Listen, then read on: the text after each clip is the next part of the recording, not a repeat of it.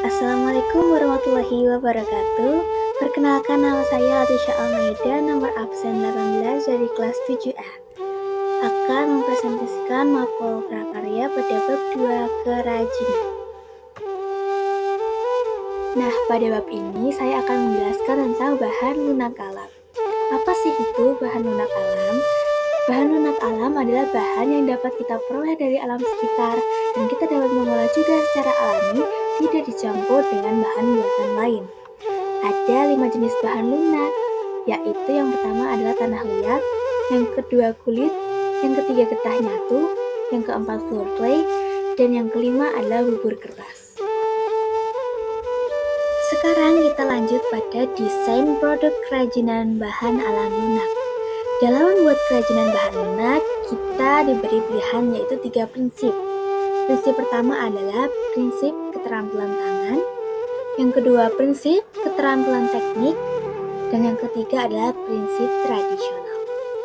Pada gambar sebelah kiri adalah membuat kerajinan dengan cara tradisional, dan pada sebelah kanan, gambar sebelah kanan adalah membuat kerajinan dengan cara modern. Selain desain kerajinan bahan lunak, kita juga memerlukan prinsip perancangan kerajinan bahan lunak. Dalam membuat kerajinan, kita juga perlu rancangan dalam pra-pembuatannya, agar hasil yang diperoleh memiliki kualitas dan estetika yang baik dan indah. Berikut adalah perancangan dalam membuat kerajinan. Sekarang kita lanjut kepada teknik pengolahan kerajinan bahan lunak. Di sini kita dijelaskan bahwa ada beberapa teknik dalam pembuatan kerajinan bahan lunak.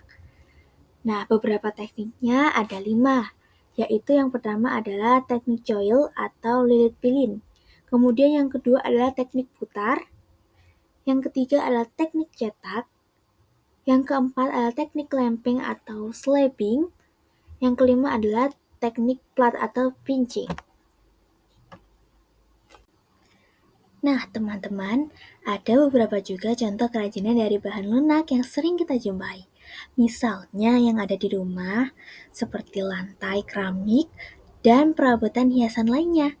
Ada juga kerajinan tradisional yang masih dilestarikan hingga saat ini. Nah, berikut kerajinannya adalah kerajinan keramik, kerajinan kulit, dan kerajinan floor clay. Nah, pada gambar tersebut adalah contoh kerajinan bahan floor clay. Ya, sangat lucu bukan? Lalu kita lanjut pada lembar berikutnya yaitu refleksi dan evaluasi bahan alam lunak. Pada dasarnya kegiatan evaluasi adalah suatu bentuk pengukuran dari suatu kegiatan. Misalnya, membandingkan hasil suatu kegiatan kemudian menganalisisnya. Yang pertama ada 2 jenis evaluasi ya, kita sebutkan yaitu evaluasi internal dan evaluasi eksternal. Apa sih evaluasi internal? Evaluasi internal adalah jenis evaluasi yang dilakukan oleh orang yang membuat kerajinan. Sedangkan evaluasi eksternal adalah kegiatan evaluasi yang dilakukan oleh orang lain. Nah, teman-teman, sekarang kita lanjut pada bahan alam semi keras. Terdapat 4 jenis bahan alam semi keras yaitu kayu, bambu, rotan, dan logam. Nah, di situ terdapat gambar merupakan contoh rotan dan contoh bambu. Nah, prinsip perancangan karyanya adalah menentukan bahan, menentukan fungsi, dan menentukan teknik.